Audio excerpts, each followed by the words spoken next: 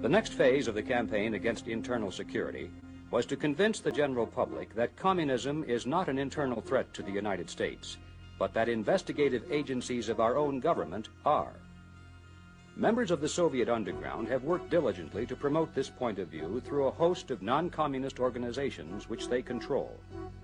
Their public pronouncements do not call for the defense of communism, which would be unpopular, but instead for the protection of civil liberties, freedom of association, and the right to political dissent. One of the first organizations to serve this function was the American Civil Liberties Union.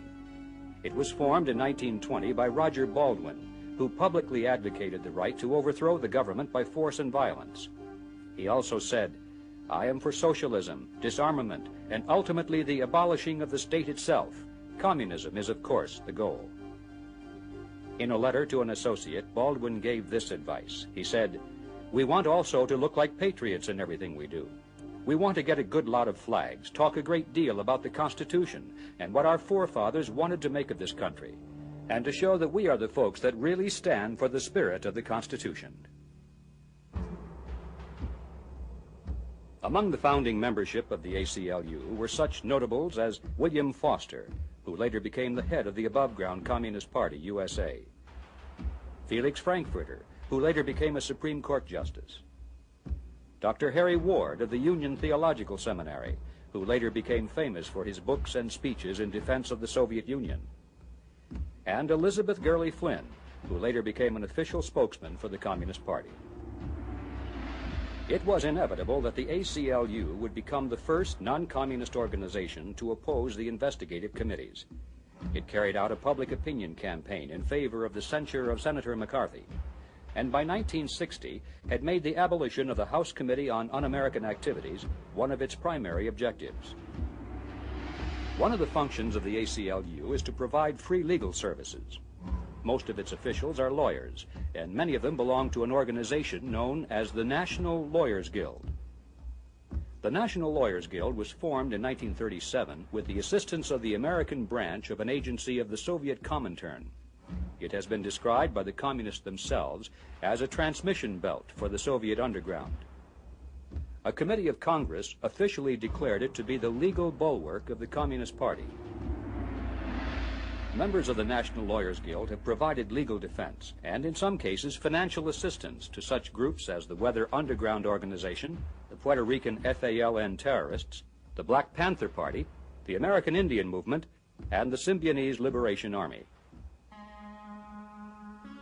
In 1975, William Kunstler and other members of the National Lawyers Guild offered their support to the leaders of the West German terrorist Red Army Fraction, better known as the Baader-Meinhof Gang. They even attempted to send a team of lawyers to Germany to aid in their legal defense. One of the members of that team was Ramsey Clark, former Attorney General of the United States. Perhaps the most conspicuous group within the National Lawyers Guild has been the New York law firm of Rabinowitz, Boudin, and Standard. Leonard Boudin is the father of Kathy Boudin, one of the leaders of the Weather Underground organization. Victor Rabinowitz, his law partner, has been identified as a member of the Communist Party, and their law firm is an official agent of Cuba in United States courts. By the early 1950s, the Communist Party had launched 3 additional organizations designed to build public opposition to the investigation of communism. The first of these fronts was called the Civil Rights Congress, which used the theme of defending minority rights as a means of raising money for the legal defense of Communist Party leaders. The second was the National Committee to Abolish the Un-American Activities Committee, in which 7 of the 13 national officers were identified members of the Communist Party. The third was the Emergency Civil Liberties Committee, officially cited in 1958 as a communist front. Frank Wilkinson has been an organizer for both the National Committee to Abolish the Un-American Activities Committee and the Emergency Civil Liberties Committee. On 2 separate occasions, he has been identified in congressional hearings as a member of the Communist Party. Wilkinson currently is head of a new organization, the National Committee Against Repressive Legislation, and is sought after as a public speaker, particularly on college campuses, where he is presented merely as an advocate of civil liberties. Let us turn now to an actual event to see how these people and organizations have been able to achieve their objective. The event was a public hearing before the House Committee on Un-American Activities, held in San Francisco on May 12, 1960. The purpose of the hearing was to gather testimony regarding the influence of the Communist Party in the San Francisco area. Frank Wilkinson is one of the first organizers to arrive on the scene. Working through a group called the Citizens Committee to Preserve American Freedoms, he helps coordinate the distribution of thousands of copies of his speech by Congressman James Roosevelt, in which the House Committee on Un-American Activities is bitterly attacked. Funding for this project comes from the Communist Party. Well, have you had anything to do with the demonstrations in front of the City Hall today? No, I've just been an observer of those. I understand. Wilkinson and other members of the Soviet apparatus in California formulate a four-point strategy for attack against the committee. First, they will generate public opposition to the hearing by claiming it is a witch hunt. Secondly, they will pack the hearing room with people who are hostile to the committee, drawing heavily upon radicalized students from the university. Third, they will disrupt the hearing with tactics of open defiance, forcing the police to use crowd control measures to reestablish order. Fourth, they will treat the operation as a media event, utilizing news coverage of the action as evidence that repressive measures are used against innocent protesters.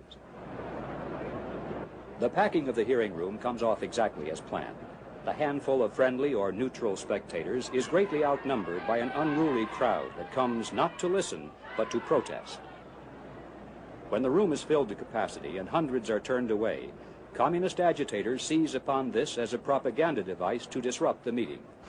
From left to right, we see Ralph Izzard, Archie Brown, Sally Etarian Sweet, and Saul Wachter. Open the doors! Open the doors! What are you hiding? What are you hiding? We have nothing to hide. What are you hiding? Let the people live out here. What are you afraid of? Then get out, you un-American. That's what you should do. Pack up and get out. You are.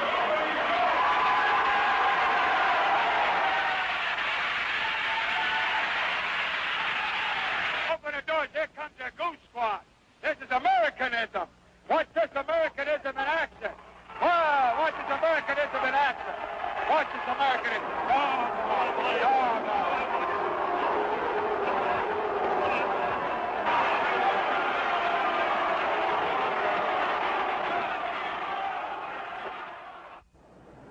Douglas Wachter, son of Saul Wachter, is a communist-trained student organizer at the Berkeley campus of the University of California.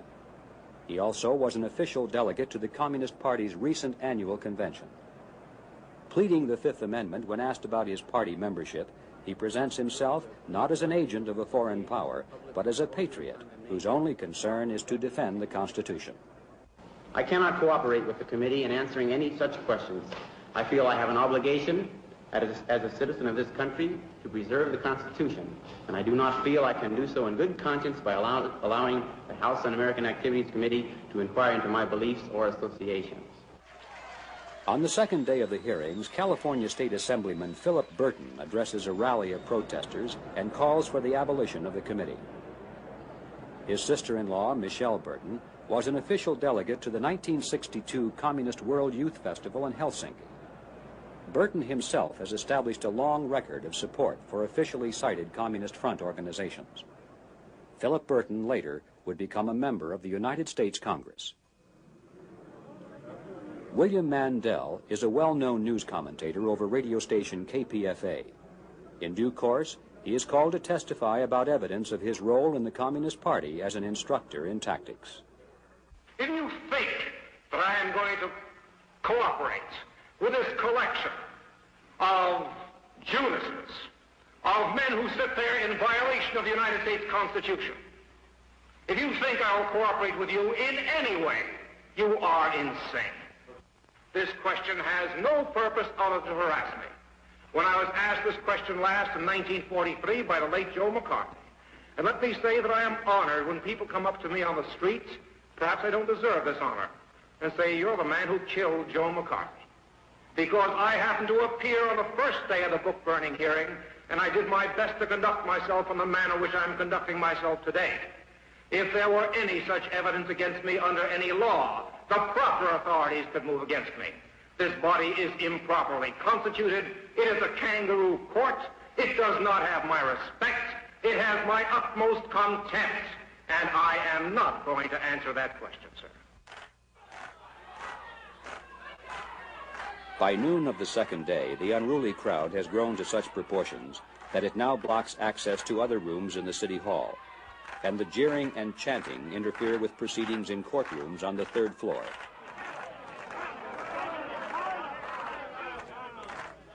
It is inevitable that the judges are compelled to register official complaints with the police, who now have no choice but to ask the demonstrators to leave. Taking orders from their leaders, the crowd refuses to budge, even in the face of fire hoses.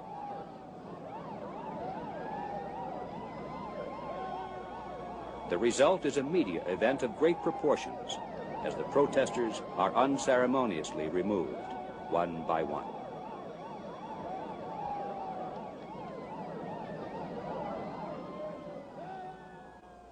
The final phase of the strategy, as you recall, was to force the police into using crowd control measures, which then could be offered as evidence of alleged police-state brutality against innocent and peaceful demonstrators. And so it was.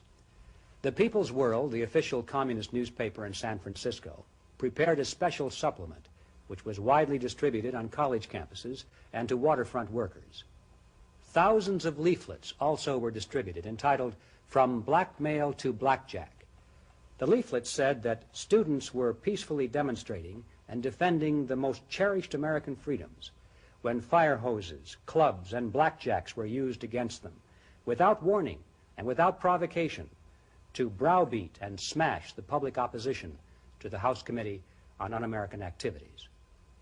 The same theme, in one variation or another, also was carried in much of the nation's non-communist press. Well, that was 1960. By the 1970s, the campaign against internal security had greatly expanded in terms of the number of people and organizations involved, in terms of professionalism and sophistication, and also in terms of objectives, because by this time, the target of attack had broadened to include not only the investigative committees of Congress, but all intelligence gathering operations, including the FBI, the CIA, and even the intelligence units of local police departments. We shall turn to that part of the story in our next program, The Open Gates of Troy.